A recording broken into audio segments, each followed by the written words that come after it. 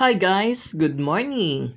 Ako po ay nagputol ng aking mga tanim na malunggay kasi kailangan na siyang putulin. Masyado na po kasing makapal. Etong video na to, ipapakita ko sa inyo kung paano yung development ng malunggay na fruit. So, ang umpisa po yan ng bulaklak. Ganyan po una yung itsura ng kanyang mga bulaklak. Mga maliliit pa hanggang lumaki. Ayan. Pag lumaki yung mga bulaklak niya, kumpul-kumpul po siya, no?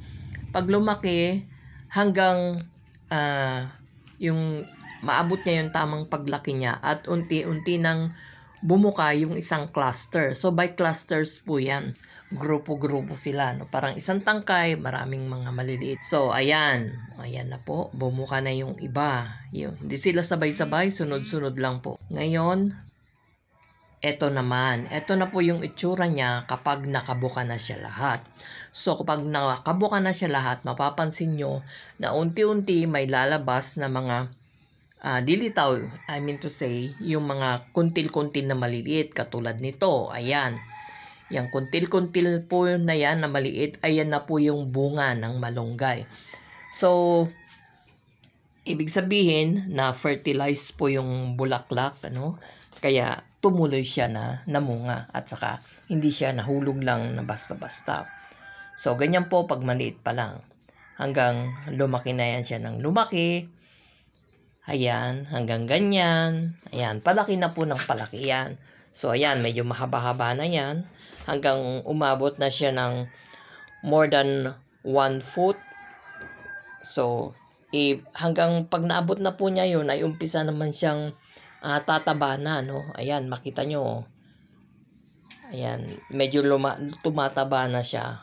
At hanggang maabot niya yung kanyang full na haba, full length niya.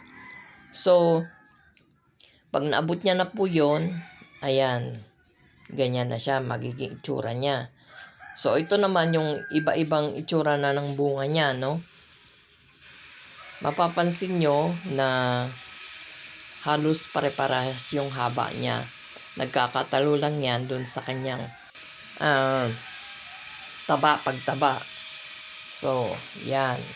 Kapag ganyan na po yung yung sa iba, ang gusto nila, ganito lang yung katawan pa lang ng malunggay ay hina-harvest na nila. Kasi yan po yung time na medyo malambot pa siya.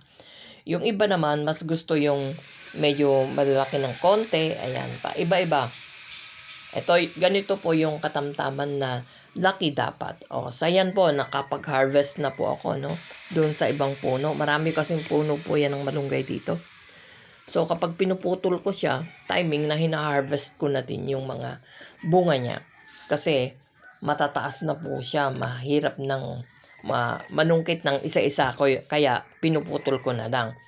So, pag ganito na po yung style niya, ayan, medyo na yan.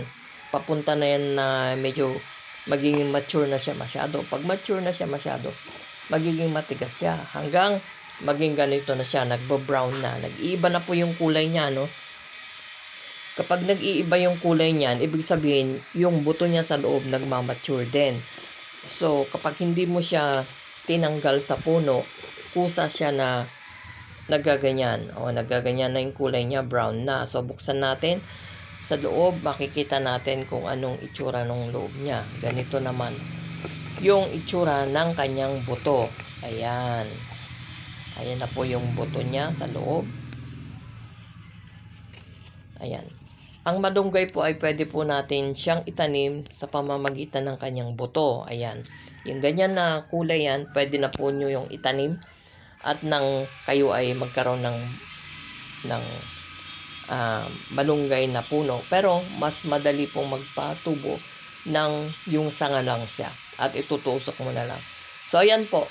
Magtanim po kayo niya nang meron kayong ma-harvest ulit. Thank you, guys.